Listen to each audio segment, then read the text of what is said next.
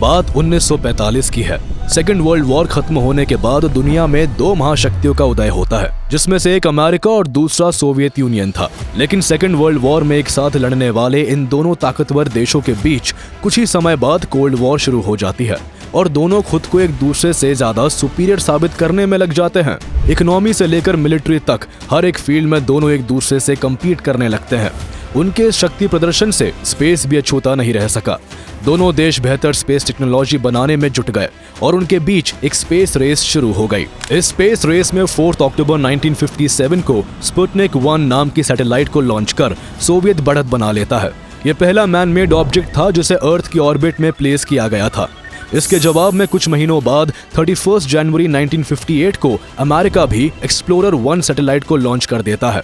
इसके बाद दोनों देश ह्यूमन को स्पेस में भेजने की होड़ में लग जाते हैं और 12 अप्रैल 1961 को यूरी गैगरिन को स्पेस में भेजकर सोवियत एक बार फिर बाजी मार लेता है। अमेरिका को यह कारनामा करने में कुछ हफ्तों की देरी हो जाती है और 5 मई 1961 को अमेरिका द्वारा एलन शेपर्ड को स्पेस में भेजा जाता है। इस तरह पहली सैटेलाइट लॉन्च के साथ साथ पहले अंतरिक्ष यात्री का खिताब भी सोवियत के नाम हो गया। अमेरिका को दोनों बार सोवियत से पीछे रहना और सेकंड आना बिल्कुल भी बर्दाश्त नहीं होता। इसलिए स्पेस रेस को जीतकर अमेरिका को नंबर 1 साबित करने के लिए American president John F Kennedy कुछ बड़ा करना चाहते थे। इतना बड़ा कि उस समय इस काम की कल्पना करना भी एक बड़ी बात थी। प्रेसिडेंट जॉन कैनेडी ने धरती से करीब 4 लाख किलोमीटर दूर चांद को अपना लक्ष्य बनाया। उन्होंने 25 मई 1961 को यूएस कांग्रेस को संबोधित करते हुए ये संकल्प लिया कि इस दशक के अंत तक अमेरिका इंसानों को न केवल चांद पर भेजेगा बल्कि उन्हें सुरक्षित धरती पर वापस भी लेकर आएगा। अमेरिकी राष्ट्रपति के इस संकल्प के बाद स्पेस प्रोजेक्ट्स का बजट कई गुना बढ़ा दिया गया और लाखों एक्सपर्ट्स मून लैंडिंग के मिशन में जुट गए। एक के बाद एक कई स्पेस टेस्ट और स्पेस प्रोग्राम्स हुए और जैसा कि अमेरिकी राष्ट्रपति कैनेडी का वादा था, एग्जैक्टली वही हुआ। 1960 का दशक खत्म होने से बस कुछ महीने पहले 20 जुलाई 1969 को इंसान ने चांद पर कदम रख दिया। ऐसा करने वाले पहले इंसान अमेरिकन एस्ट्रोनॉट नील आर्मस्ट्रांग थे, जिन्होंने चांद पर खड़े होकर धरती पर मौजूद करोड़ों लोगों को संबोधित करते हुए कहा,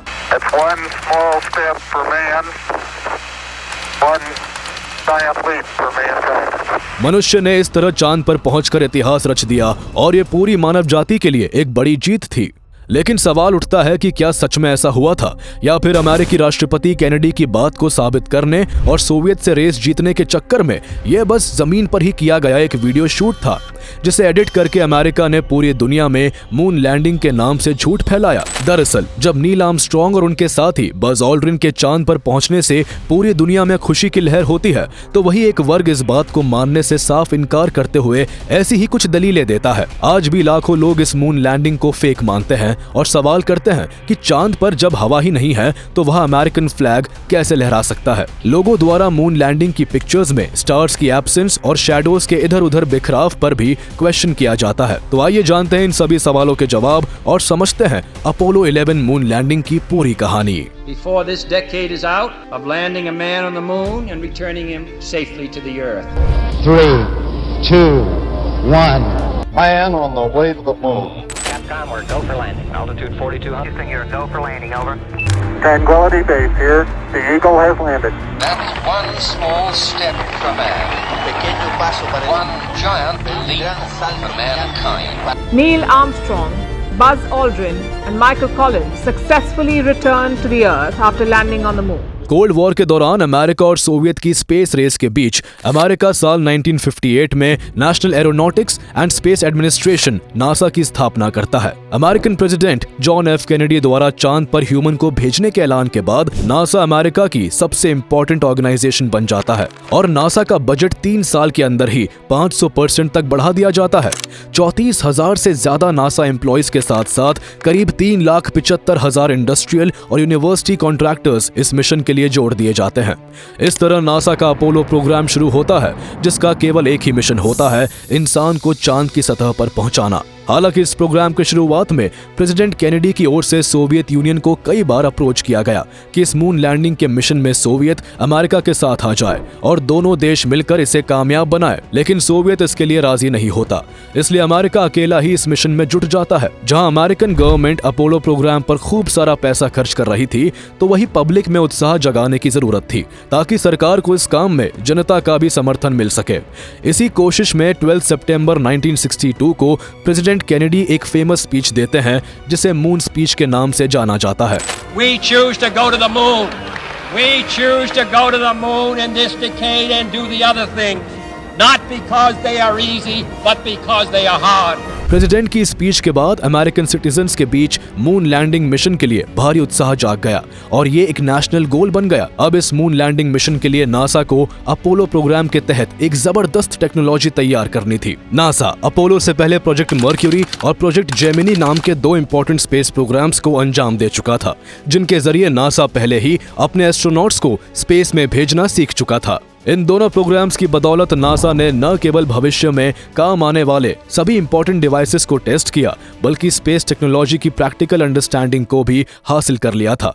लेकिन चैलेंज इस बात का था कि ये दोनों प्रोजेक्ट्स धरती से केवल कुछ किलोमीटर के डिस्टेंस पर ही हुए थे, जबकि चांद धरती से करीब 4 लाख किलोमीटर की दूरी पर है। इसलिए इस मुश्किल काम के लिए नासा ने अपोलो प्रोग्राम के जरिए एक बेहतरीन और कारगर टेक्नोलॉजी को तैयार करना शुरू कर दिया। सालों तक बहुत सारी रिसर्च और काफी सोच विचार करने के बाद चांद पर पहुंचने के लिए lunar orbit rendezvous LOR method को चुना गया। इस मेथड के तहत रॉकेट के जरिए एक स्पेसक्राफ्ट को लॉन्च करने का प्लान बनाया गया, जो कमांड मॉड्यूल, सर्विस मॉड्यूल और लूनर मॉड्यूल नाम के 3 मॉड्यूल्स को जोड़कर तैयार किया गया था। स्पेसक्राफ्ट के पहले हिस्से कमांड मॉड्यूल में 3 एस्ट्रोनॉट्स के जिंदा रहने की सारी व्यवस्था की गई, जिसमें खाने और सोने से लेकर हर एक बेसिक नीड का अरेंजमेंट था। स्पेसक्राफ्ट में कमांड मॉड्यूल के बाद सर्विस मॉड्यूल को अटैच किया गया, जिसका इस्तेमाल ऑक्सीजन, वाटर, फ्यूल और पावर का इंतजाम करने के लिए होना था। ये एक तरह से कमांड मॉड्यूल का सपोर्टिव यूनिट था और इन दोनों को एक साथ रख के command and service module (CSM) भी कहा जाता है। कमांड एंड सर्विस मॉड्यूल के जरिए चांद की ऑर्बिट में घूमा जा सकता था, लेकिन चांद की सतह पर उतरने और वहां से वापस उड़ान भरने के लिए इन दोनों ही मॉड्यूल के साथ लूनर मॉड्यूल को जोड़ने की जरूरत थी। चांद से संबंधित चीजों को लूनर कहा जाता है और क्योंकि इस मॉड्यूल का काम चांद पर लैंड करने और चांद से टेक ऑफ करने के लिए ही था, इसलिए इसका नाम लूनर मॉड्यूल रखा गया। लूनर मॉड्यूल का काम केवल मिशन के आखिरी पड़ाव में आना था और चांद से वापस लौटते समय इसे वही चांद की ऑर्बिट में छोड़ आना था। इस तरह चांद पर पहुंचने के लिए प्लानिंग और प्लॉटिंग तो हो गई थी, लेकिन इसका एग्जीक्यूशन बिल्कुल भी आसान नहीं होने वाला था। इसलिए नासा हर जरूरी टेस्टिंग्स पहले से ही कर लेना चाहता था ताकि स्पेस में किसी तरह की दिक्कत का सामना ना करना पड़े। मून लैंडिंग के मिशन में इस्तेमाल होने वाले सभी रॉकेट्स और स्पेसक्राफ्ट्स की टेस्टिंग की जाने लगी, जिसमें सबसे पहले अनक्रूड मिशंस की टेस्टिंग्स हुई, जिनमें किसी भी इंसान को बिठाए बिना ही कई टेस्ट किए गए।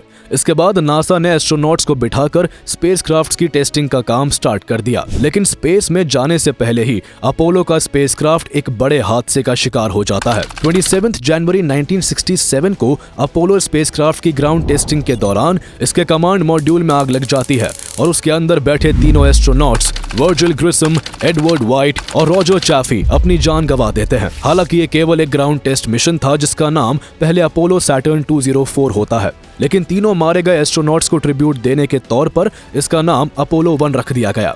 इस तरह नासा को अपने फर्स्ट क्रूड मिशन के स्टार्ट करने से पहले ही एक बड़े सेटबैक का सामना करना पड़ता है। इस हादसे के बाद नासा ने सबक सीखते हुए सभी अपोलो स्पेसक्राफ्ट्स में कुछ जरूरी बदलाव किए ताकि आगे ऐसी दुर्घटना से बचा जा सके। अपोलो 1 के बाद अपोलो 2 और अपोलो 3 भी केवल नॉर्मल ग्राउंड टेस्ट्स ही थे, जिन्होंने उड़ान नहीं भरी और ना ही उनको ऑफिशियली कोई नाम दिया गया। अपोलो मिशन की स्पेस फ्लाइट अपोलो 4 से शुरू होती है, जो कि एक अनक्रूड मिशन था। अपोलो 4 की तरह अपोलो 5 और अपोलो 6 भी अनक्रूड मिशंस होते हैं, जिनमें स्पेसक्राफ्ट्स को बिना किसी एस्ट्रोनॉट के स्पेस में भेजा जाता है ताकि नासा अपने एस्ट्रोनॉट्स की सेफ्टी को इंश्योर कर सके।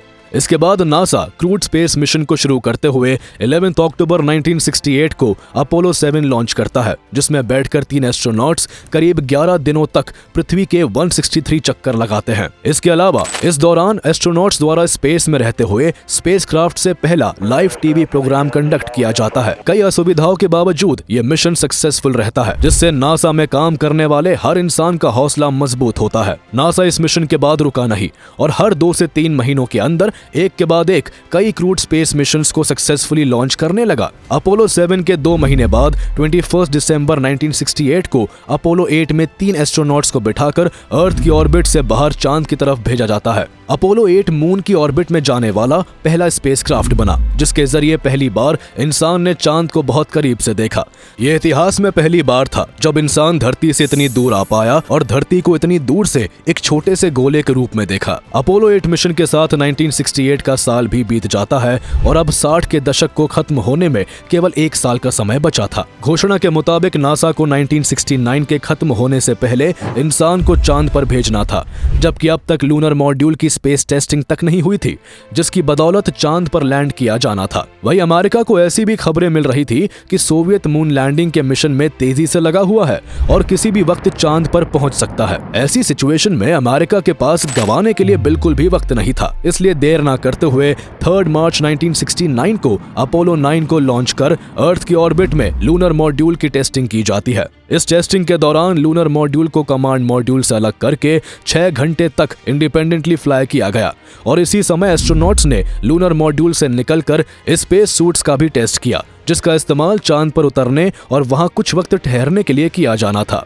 लूनर मॉड्यूल की अर्थ ऑर्बिट में सक्सेसफुल टेस्टिंग के बाद अब मून लैंडिंग मिशन में केवल एक कसर बाकी थी। अब लूनर मॉड्यूल को मून की ऑर्बिट में जाकर कुछ वक्त बिताना था, ताकि फाइनल मिशन से पहले नासा इस इंपॉर्टेंट प्रोसीजर का भी टेस्ट कर सके। 18 मई 1969 को अपोलो 10 चांद के लिए रवाना होता है, जिसके commander Thomas Stafford, lunar module pilot Eugene Cernan और command module pilot John Young होते हैं। अपोलो 10 का यह मिशन लूनर मॉड्यूल की मून ऑर्बिट में टेस्टिंग के साथ साथ मून लैंडिंग की फुल ड्रेस रिहर्सल भी था, जिसमें केवल चांद पर लैंड करने को छोड़कर वो हर एक काम किया जाना था जो एक्चुअल मून लैंडिंग के मौके पर होने वाला था। अपोलो 10 मिशन के करीब 9 दिन के सफर में एस्ट्रोनॉट्स को हर एक एस्पेक्ट पर काम करना था, इसलिए जब अपोलो 10 चांद की ऑर्बिट में पहुंच गया तो प्लान के मुताबिक कमांडर थॉमस स्टैफर्ड और lunar module pilot Eugene Cernan command module से निकलकर लूनर मॉड्यूल में शिफ्ट हो गए और चांद की ऑर्बिट में टेस्ट करने के लिए उन्होंने उसे बाकी के स्पेसक्राफ्ट से अलग कर दिया। इस लूनर मॉड्यूल को स्नूपी का नाम दिया गया था, जिसने करीब 8 घंटे तक चांद की ऑर्बिट में चक्कर लगाए। इस दौरान लूनर मॉड्यूल जब फार साइड ऑफ मून की तरफ से ट्रैवल कर रहा था तो एक अजीब वाक्य होता है। दरअसल इस दौरान लूनर मॉड्यूल में बैठे एस्ट्रोनॉट्स का अर्थ पर मौजूद नासा के मिशन कंट्रोल से कांटेक्ट टूट जाता है और इसी वक्त उन्हें एक बहुत ही मिस्टीरियस साउंड सुनाई देता है। हालांकि बाद में जब इस साउंड की रिकॉर्डिंग को पब्लिक किया जाता है तो कुछ लोग इसे वहां मौजूद लूनर मॉड्यूल और कमांड मॉड्यूल के रेडियोस के बीच का महज इंटरफेरेंस बताते हैं, जिससे ये साउंड क्रिएट हो रहा था।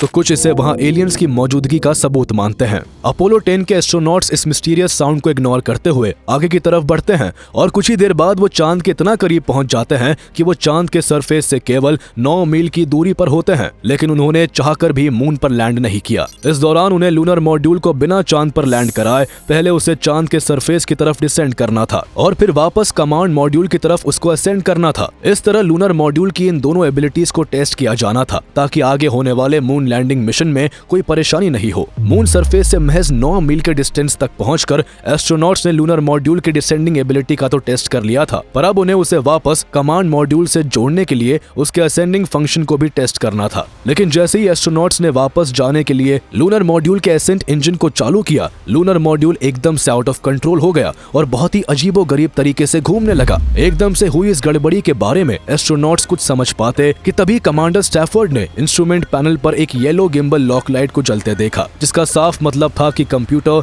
स्पेस में अपनी ओरिएंटेशन को खोने के कगार पर था। ये एक बहुत बड़ी गड़बड़ थी, जिसके चलते ये मिशन एक बहुत बड़ा डिजास्टर बन सकता था और उस लूनर मॉड्यूल में बैठे दोनों एस्ट्रोनॉट्स की जान जा सकती थी। हालांकि एक मिरेकल ही था कि लूनर मॉड्यूल के डिजास्टर होने से महज 2 सेकंड पहले कमांडर स्टैफर्ड ने अपनी सूझबूझ से लूनर मॉड्यूल को फिर से अपने कंट्रोल में ले लिया। बाल बाल बचने के बाद लूनर मॉड्यूल को वापस चांद की ऑर्बिट में ले आया गया और उसे वापस कमांड एंड सर्विस मॉड्यूल से जोड़ दिया गया, जिसके बाद एस्ट्रोनॉट्स वापस कमांड मॉड्यूल में शिफ्ट हो गए। अब प्लान के तहत एस्ट्रोनॉट्स को धरती पर लौटना था और लौटने से पहले उन्हें लूनर मॉड्यूल को अलग करके उसे वही मून की ऑर्बिट में ही छोड़ देना था। लेकिन इस मिशन की अड़चनें खत्म होने का नाम ही नहीं ले रही थी। एस्ट्रोनॉट्स ने जैसे ही लूनर मॉड्यूल को कमांड एंड सर्विस मॉड्यूल से अलग किया, किसी टेक्निकल गड़बड़ी की वजह से लूनर मॉड्यूल अपने तय रास्ते से भटक गया। ऐसे में नासा को डर था कि तेजी से ट्रैवल करता हुआ लूनर मॉड्यूल अपोलो 10 से ना टकरा जाए, इसलिए उन्होंने उसे मैनुअली कंट्रोल कर उसके इंजन को फायर किया ताकि वो अपोलो 10 से दूर चला जाए। लूनर मॉड्यूल का इंजन तब तक बर्न होता गया जब तक कि उसका फ्यूल नहीं खत्म हो गया। फ्यूल खत्म होने के बाद लूनर मॉड्यूल स्पेस में ही कहीं गुम हो गया और नासा का उससे कांटेक्ट ब्रेक हो गया।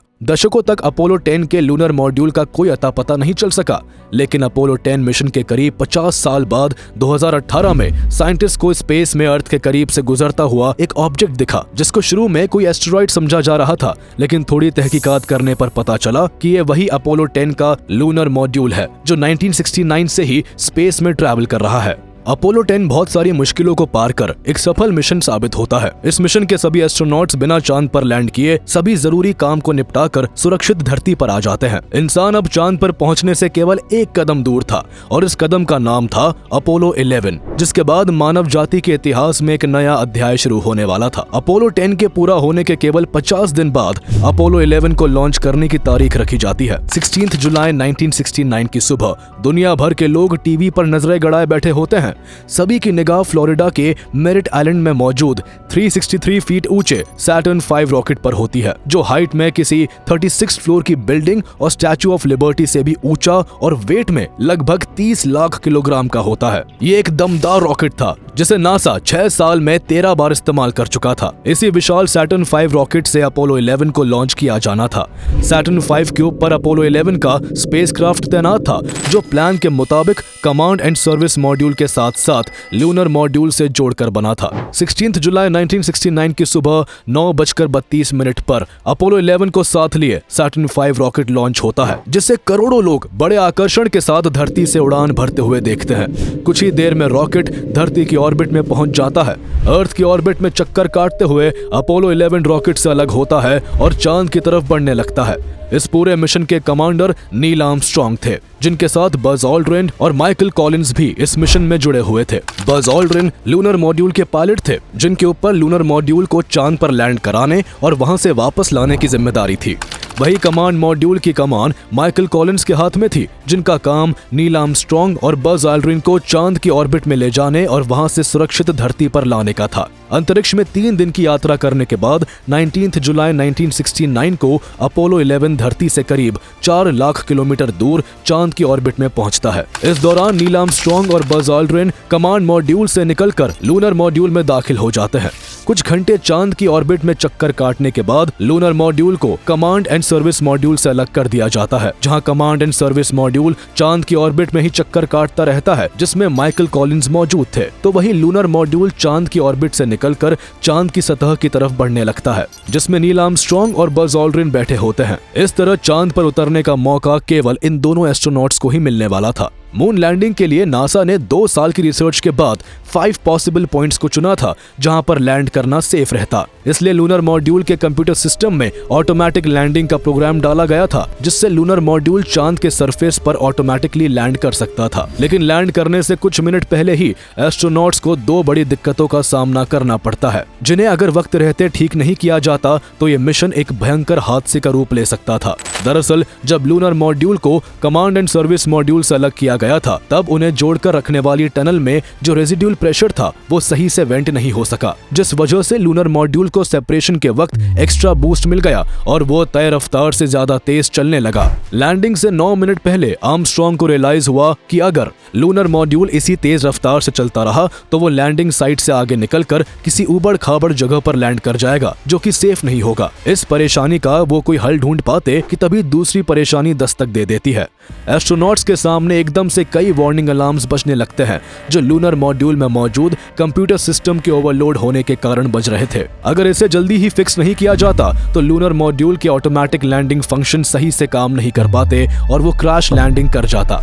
हालांकि उस वक्त नील आर्मस्ट्रांग और बज ऑल्ड्रिन दोनों को ही ना तो वार्निंग अलार्म्स के बजने का कारण पता था और ना ही कंप्यूटर सिस्टम के ओवरलोड होने की जानकारी थी। लेकिन जब इन फॉल्ट्स के कारण लूनर मॉड्यूल तेजी के साथ एक अनसेफ एरिया में उतरने लगता है, तभी मून सरफेस से केवल 150 मीटर की ऊंचाई पर नील आर्मस्ट्रांग उसकी कमांड को अपने हाथ में लेकर उसे मैनुअली कंट्रोल करने लगते हैं। कंट्रोल को अपने हाथ में लेने के बाद आर्मस्ट्रांग लूनर मॉड्यूल को लैंड करने के लिए सुरक्षित जगह की तलाश कर ही रहे थे कि तभी फ्यूल इंडिकेटर से लो फ्यूल की वार्निंग मिलना शुरू हो जाती है। मिशन कंट्रोल एस्ट्रोनॉट्स को बताते हैं कि उनके पास केवल 60 सेकंड्स का ही फ्यूल बचा है। इन 60 सेकंड्स के अंदर लूनर मॉड्यूल को चांद के सुरक्षित सरफेस पर उतारने की जरूरत थी, वरना इस मिशन को अबॉर्ट करके वापस जाना पड़ता। खत्म होते हुए फ्यूल के बीच एक काउंटडाउन शुरू हो जाता है, जिसके खत्म होने से पहले आर्मस्ट्रांग द्वारा लूनर मॉड्यूल को सेफली लैंड कराना था। काउंटडाउन के शुरू होने पर लूनर मॉड्यूल चांद से 100 फीट की ऊंचाई पर था, जिसके 30 सेकंड गुजर जाने के बाद लूनर मॉड्यूल चांद से केवल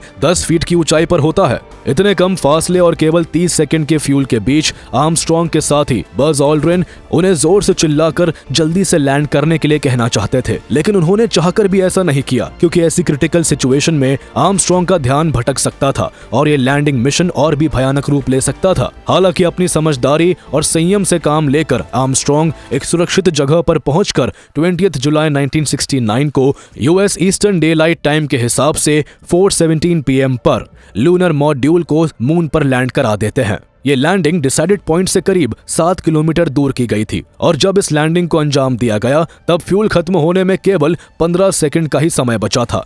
लूनर मॉड्यूल के लैंड करते ही आर्मस्ट्रांग ने ह्यूस्टन में मौजूद नासा के मिशन कंट्रोलर्स को संदेश भेजते हुए कहा, Houston tranquillity base, the eagle has landed. यहाँ ट्रैंक्विलिटी बेस चांद के उस क्षेत्र के लिए कहा गया था जहाँ पर लूनर मॉड्यूल ने लैंड किया था और ईगल इसी लूनर मॉड्यूल का नाम था। दरअसल ईगल अमेरिका की नेशनल बर्ड है और इसी तर्ज पर चांद पर लैंड करने वाले इस लूनर मॉड्यूल का नाम ईगल रखा गया था। कुछ देर तक लूनर मॉड्यूल की जांच पड़ताल और सब कुछ सेटअप करने के बाद दोनों एस्ट्रोनॉट्स चांद की धरती पर कदम रखने की तैयारी करने लगते हैं। इसके कुछ देर बाद 10:56 PM पर नील आर्मस्ट्रांग लूनर मॉड्यूल से बाहर निकलकर चांद पर पहला कदम रखते हैं। ये चांद पर केवल आर्मस्ट्रांग का ही नहीं बल्कि मानव जाति का पहला कदम था और धरती पर मौजूद 65 करोड़ से ज्यादा लोग इस ऐतिहासिक लम्हे को टेलीविजन पर लाइव देख रहे थे। आर्मस्ट्रांग का चांद पर पहला कदम और पहला कथन इतिहास के पन्नों पर हमेशा हमेशा के लिए दर्ज हो गया।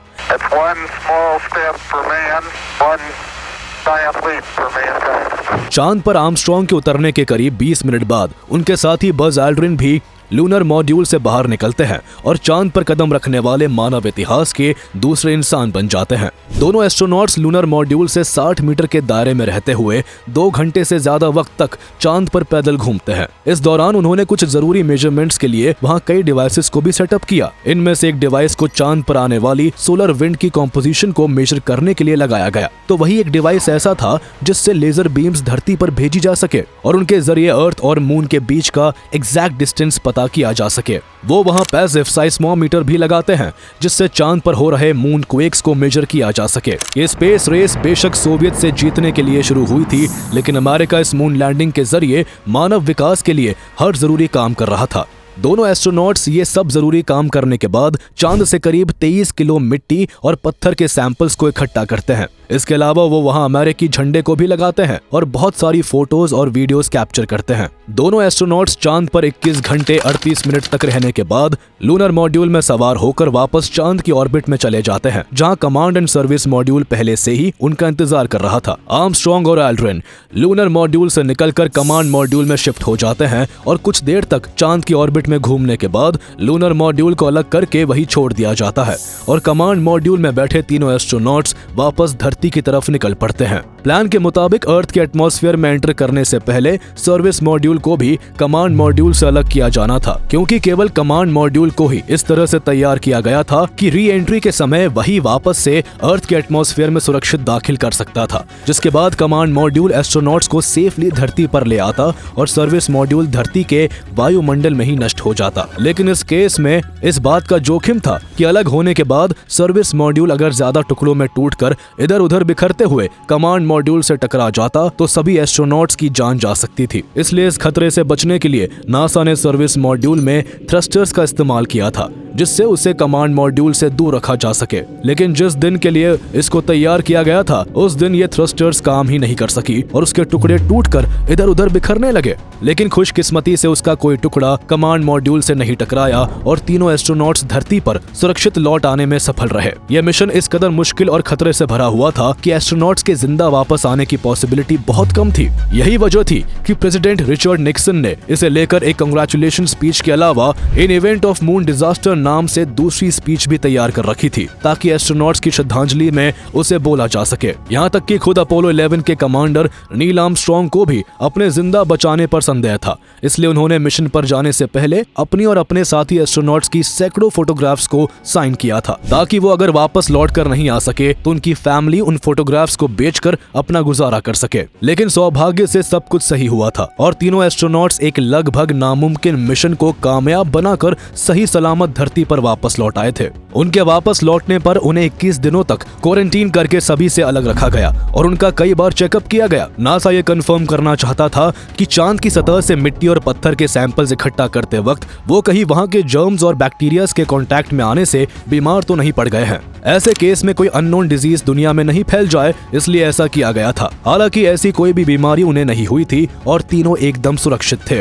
इस तरह अपोलो 11 के मिशन की कामयाबी दुनिया भर के अखबारों में सुर्खियां बटोरती है और दुनिया के कोने कोने में मानव जाति के चांद पर पहुंचने की खुशी मनाई जाती है। 1960 का दशक खत्म होने से पहले ही अमेरिका ने वो कर दिखाया था जिसका संकल्प उसके राष्ट्रपति जॉन एफ कैनेडी ने 1961 में लिया था। लेकिन जब उनका ये सपना हकीकत में बदला तो उसकी खुशी मनाने के लिए वो खुद इस दुनिया में मौजूद नहीं थे। 1963 में ही उनकी हत्या कर दी गई थी। अपोलो 11 जहां से लॉन्च किया गया था उनके सम्मान में उस जगह का नाम केप कैनेडी रख दिया गया था और अभी तक नासा के मोस्टली सभी इंपॉर्टेंट मिशंस को जहां से लॉन्च किया जाता है उस जगह का नाम कैनेडी स्पेस सेंटर है। जहां अपोलो 11 की कामयाबी से दुनिया की ज्यादातर आबादी उत्साह से भरी हुई थी, तो वही कुछ लोग ऐसे भी थे जिन्हें चांद पर मनुष्य के कदम रखने की बात हजम नहीं होती। उन्होंने नासा के इस अचीवमेंट को एक फेक मून लैंडिंग का नाम दे दिया था। उनका मानना था सोवियत से स्पेस रेस जीतने के लिए ये केवल अमेरिका की एक चाल थी, वरना ये कोई इत्तेफाक नहीं हो सकता कि 1960 का दशक खत्म होने से केवल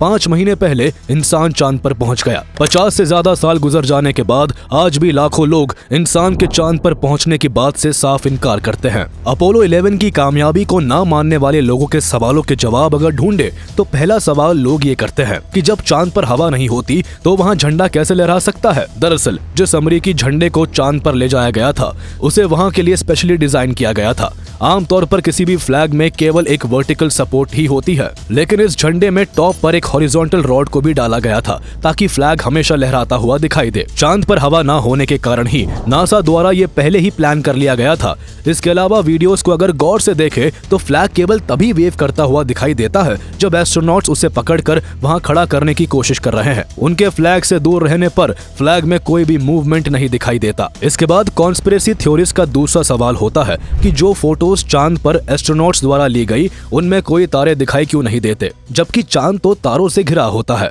इसका जवाब अगर ढूंढे तो पता चलता है कि मून लैंडिंग जब हुई थी तब चांद पर दिन का वक्त था, जिस कारण सूरज की रोशनी चांद पर पड़ने से उस जमाने के लो रेजोल्यूशन कैमरा स्टार्स को कैप्चर नहीं कर सके। इसके बाद अपोलो 11 को फेक साबित करने के लिए एक और इंटरेस्टिंग थ्योरी दी जाती है। कहा जाता है कि अगर दिन के समय चांद पर लैंडिंग की गई थी और केवल सन ही सिंगल सोर्स ऑफ लाइट था तो चांद पर एस्ट्रोनॉट्स और लूनर मॉड्यूल की शैडोज नॉन पैरेलल क्यों दिखाई पड़ती है। लोग यहाँ इस बात की तरफ इशारा करते हैं कि शैडोज नॉन पैरेलल इसलिए हैं क्योंकि ये सभी फोटोग्राफ्स धरती पर ही बहुत सारी लाइटिंग के बीच शूट किए गए हैं। लेकिन अगर इस पर गौर करें तो शैडोज के इस तरह बिखराव का कारण चांद की ऊंची नीची ढलानों भरी सतह और सूरज के अलावा चांद का भी खुद एक कॉम्प्लीमेंट्री सोर्स ऑफ लाइट होना है। इसके अलावा ये भी सवाल किया जाता है कि आर्मस्ट्रॉन्ग की लूनर मॉड्यूल से नीचे उतरने और चांद पर पहले कदम रखने की फोटोग्राफ्स कैसे कैप्चर हो पाई। तो इसका जवाब है कि इस मोमेंट को कैप्चर करने के लिए लूनर मॉड्यूल के बाहर की साइड पहले ही कैमरा लगा दिए गए थे। इसके अलावा न जाने ऐसी कितनी ही कॉन्स्पिरेसी थ्योरीज है जिन्हें पहले ही डीबंक किया जा चुका है। और अगर सबसे बड़ी बात पर गौर करें तो जिस सोवियत से स्पेस रेस जीतने के लिए ये मिशन किया गया था, उसी सोवियत ने इस मून लैंडिंग को रिकॉग्नाइज करते हुए एक्सेप्ट किया था। अगर सोवियत को इस मिशन में जरा भी झूठ की गुंजाइश दिखाई देती तो वो कभी भी इसे स्वीकार नहीं करता। इसके अलावा सवाल करने वाले लोग ये बात भूल जाते हैं कि 1969 का अपोलो 11 कोई आखिरी मून लैंडिंग मिशन नहीं था जिसके जरिए इंसान ने चांद पर कदम रखा, बल्कि नासा अपोलो 11 के बाद और भी कई बार अपोलो मिशंस में इंसानों को चांद पर पहुंचा चुका है। 1969 से 1972 के बीच अपोलो 11 से अपोलो 17 के जरिए 12 लोग चांद की सतह पर कदम रख चुके हैं। इन अपोलो मिशंस में सबसे ज्यादा दिल दहला देने वाली कहानी अपोलो 13 की है, जब अपोलो 13 चांद पर पहुंचने के लिए धरती से 3 लाख किलोमीटर दूर आकर एक बहुत बड़ी दुर्घटना का शिकार हो जाता है, जिस कारण उसमें मौजूद ऑक्सीजन तेजी से खत्म होने लगती है। ये मानव इतिहास में पहली ऐसी खौफनाक घटना थी जिसे स्पेस का सबसे भयानक हादसा माना जाता है। ऐसी क्रिटिकल सिचुएशन में अपोलो 13 के तीनों एस्ट्रोनॉट्स के आगे सवाल चांद पर पहुंचने का नहीं, बल्कि तेजी से खत्म हो रहे ऑक्सीजन और पानी के बीच धरती से 3 लाख किलोमीटर की दूरी से जिंदा वापस लौटने का था। अपोलो 13 की दिल दहला देने वाली कहानी हम अपोलो मून लैंडिंग सीरीज की अगली वीडियोस में जानेंगे। इसके अलावा हम ये भी समझेंगे कि जब 1969 से 1972 तक बहुत पुरानी टेक्नोलॉजी के साथ इंसान को कई बार चांद पर भेजा जा चुका है, तो तब से 50 से ज्यादा साल गुजर जाने और इतनी एडवांस टेक्नोलॉजी होने के बावजूद इंसान को फिर से चांद पर क्यों नहीं भेजा जा सका।